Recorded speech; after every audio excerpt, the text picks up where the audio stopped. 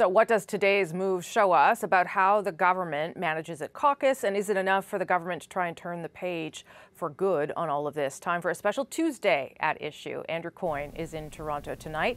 Althea Raj is in Ottawa, and Ottawa's bureau chief, CBC's bureau chief, Rob Russo, also here in Ottawa. Good to see everyone. Let's start, I think, with what we think was the final straw for the caucus and for the Prime Minister. Andrew, what would you assess? How would you assess that? Well, I'm not sure that their claim that it has anything to do with taping is actually what was precipitated this. What precipitated is that from among other things, Jane Philpott never engaged in any taping. What precipitated is the two of them are critical of the Prime Minister on a particular issue, which is the attempt to interfere with a criminal prosecution, which the Prime Minister doesn't even much bother to deny anymore. They just simply say it's not wrong for him to have done so. It is a peculiar ethical compass, it seems to me, that says that when such allegations are raised, what should happen is the whistleblower should be drummed out of caucus rather than the Prime Minister answering the serious questions that have been raised by this. I understand why the Prime Minister himself would feel that way. It's a little stranger to see members of caucus, members of Parliament, whose job constitutionally is to hold government to account, instead deciding to hold the whistleblowers to account. I would expect it has something to do with the fact that they felt that their jobs were under threat. Althea, you were in that room today. It certainly, I realize it was a partisan activity, but people seemed relieved to some extent. Whether it changes things materially, I don't know. Yeah, I would say the MPs who have had more than one term under their belt were really relieved to see the Prime Minister take the stand, and were egging him on and nodding along with his speech and, leaping to their feet to give him a standing ovation. Some of the newer faces were a little bit more difficult to read, frankly, and I think that kind of speaks to the nature of the caucus discussions. It was interesting that there wasn't actually a vote of the National Caucus, that this decision was taken after the Ontario Caucus. For sure, the group decision was to get rid of the two women, but that the Prime Minister made this decision. There was no 10% thinks that these MPs should stay. I agree with Andrew that I think that the tape is a convenient excuse. I think the reason why the Prime Minister took the decision he made today is because caucus was adamant that he do so, and his own leadership of caucus was in some ways in trouble because he was refusing to act. Rob, why do you think it happened today and not many days ago? David Cochrane's walking around saying it's on 54 days he decided to make this big decisions in terms of leadership. Well, I do think there are a couple of reasons. Number one, there are some MPs who say that this was the proverbial straw that cracked the camel's back. But I think when you strip it all away, it's that keenly felt sentiment of democratically elected politicians everywhere. It's naked self-interest. A lot of them felt that that Ms. Wilson-Raybould and Dr. Philpott were endangering their chances of actually holding onto their jobs, holding onto their seats, and they told them so. Certainly, Dr. Philpott was told at an Ontario caucus a couple of weeks ago by some of her colleagues who looked her right in the eye and say, "You are going to cost me my job."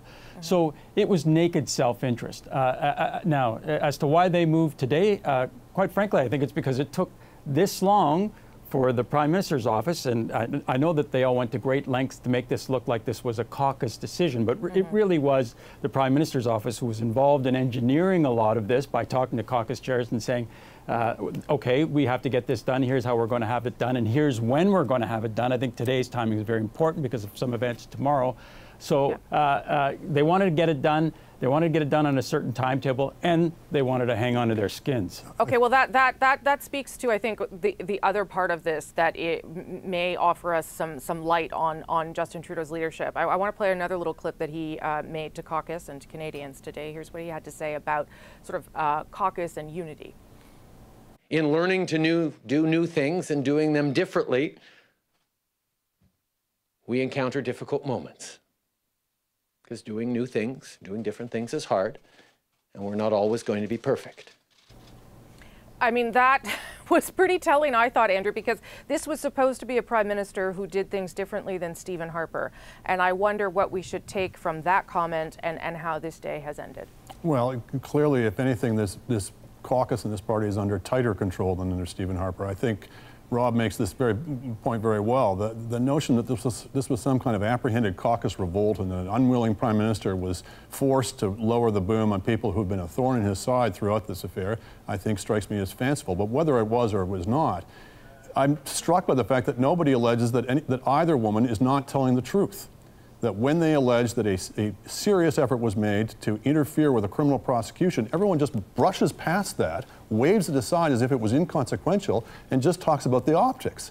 We're through the looking glass here. That is not how our system is supposed to work. It's certainly not the case in other countries that it's an offense worth drumming you out of the party that you happen to disagree with the leader or be critical of the leader. That is only in Canada, where we've allowed the caucus and the party to become essentially emanations of the leader, wholly the creatures of the leader almost, where he has to sign the nomination papers for you. But isn't that because fundamentally they do not believe that they were interfering in anything, that they believe that they were allowed to have a public policy decision, a conversation about this, and Jody Wilson-Raybould never at any point explained why she wasn't going to do it? Well, she did explain to the Prime Minister pretty explicitly September 17th and to his subordinates on repeated occasions after that. Look, I can't get into the state of mind of the Prime Minister whether he honestly believed he was interfering with the prosecution or not. It seems to me that when credible allegations are made about that, we don't just throw up our hands and say, kick him out of caucus. We get to the bottom of it. This party and this government have done everything they could to thwart that, so I'm less inclined to give them the benefit of the doubt on that score. Yeah, I didn't mean that she didn't raise the issue of interference. I meant that she has never explained to the Prime Minister, to my knowledge anyway, why she was not willing to consider the Attorney General is not obliged to answer to the Prime Minister for the conduct of a particular prosecution in any way, shape, or form. Okay, Rob. Well, I think to get back to that clip that you played in the first part there, where he said if you try to do politics differently, these kinds of things are going to happen. I can tell you there is an active debate about some of the people who are around the Prime Minister as to whether or not he should continue to try and do politics differently. That lots of people who are saying, look, when were you effective? You were effective when you bashed Patrick Brazo, the senator, around a boxing ring. You were effective when you wheeled on Stephen Harper in the first debate on the first question and planted one on him between the eyes. So, look, you're in a fight for your life. You're in a fight for government. Go ahead and brawl, because you know what? You might need to. You might have to, because a lot of things aren't working right now. Sunny ways aren't working right now. Yeah. Numbers are down for the Liberals. Their own polls are telling them there's some alarming things happening in Atlantic Canada and British Columbia. So go ahead and be a brawler. Others are saying that's just not going to work, and go back to trying to be, in effect, the unicorn who belches up bubbles of Chanel No. 5. Okay, Althea, what do you make of this as a lesson in Justin Trudeau's leadership, or a test thereof? I think we have to be honest. There is no way that Prime Minister Harper would have waived cabinet confidences and allowed former cabinet ministers to go testify at a committee. This would have been shut down behind closed doors, and this would have been a very short-term story. So I think in some ways doing politics differently, if that's what we want to believe from the line coming out of caucus meeting today, really turned out to be doing politics stupidly. That being said, I think that we also, just to Rob's earlier point, I don't think it's just naked self-interest. I think there are legitimate questions to be asked about the motivation behind these two members of Parliament. Yeah. They are either incredibly naive. If their story is to be believed, they really thought that they were blowing the whistle on something that they felt was really inappropriate. The consequences of their actions, the saying that I'm speaking truth to power, and that resignation or that demotion letter, if we're supposed to call it that, in January, which was catnip for reporters, the arranging of interviews during the budget week. Like, there is no other way to see that, either that you are completely naive or there's a personal agenda at play here. If you were really acting ethically, honorably, on principle, you would have quit in September at the meeting when the Prime Minister asked you to do something that you felt was partisan. If the story is to be believed that you wanted to keep, and this is you being Jody Wilson-Raybould here, wanted to keep the position of AG because she wanted to prevent the government from doing something inappropriate, She, who says herself she takes copious notes of everything, would have paper trailed. She would have written a letter, stop bugging me about this issue. I am not doing this. I would have written emails saying, put your dark guard dogs away. You know what I mean? There would be a record there, and there is not. So I think that is why a lot of Liberal MPs are wondering what is really the play here. We don't understand. Or she could have, Andrew, she could have released that tape from Warnick much earlier. If this was an issue where she felt that was an evidence of being pressured, and clearly she did, I don't know why it took so long for that tape to be released. Well, partly because Warnick denied what she said in testimony that he had said to her. He denied that he threatened her, for example. So I imagine she kept the tape and made the tape because she was anticipating both that the conversation would be improper and that they would not tell the truth about it. Anyway, so the tape what her motives, her motives or her agenda or anything have to do with the truth or falsity of her allegations, it seems to me is a deflection. The allegation's been made and it's been confirmed in most of its respects that the Prime Minister attempted to pressure, to change her mind, to get her to make a different decision on a matter that is wholly the business of the Attorney General of Canada.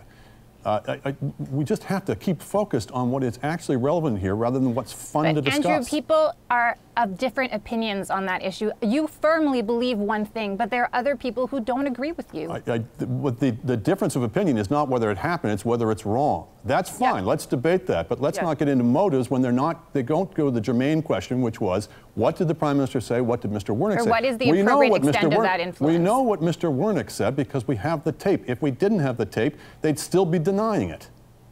But I guess the problem, and what we've realized here, is to have the conversation that you think is warranted, Andrew, and I think you're probably right.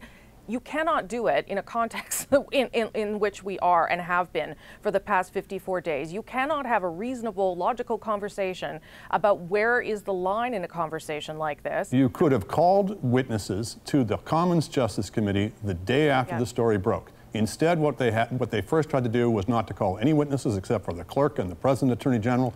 Then they reluctantly called a couple other witnesses. They called some twice, some once, some not at all. So yeah, the process has dragged out. That's been the strategy.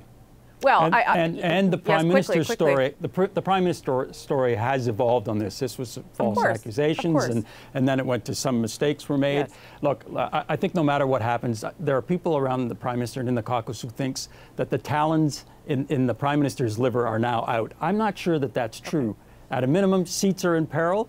The Liberals' numbers are down, and the public has some real hard questions about Justin Trudeau and the Liberals. I got to go. Thank you all. Thanks for coming in on a Tuesday. So where is the story going next? We don't know. But anyway, you can stay in the know with the At Issue podcast. And of course, and this will be helpful to get a bit of distance from all this, we'll be back with another At Issue on Thursday night. So stick around for that.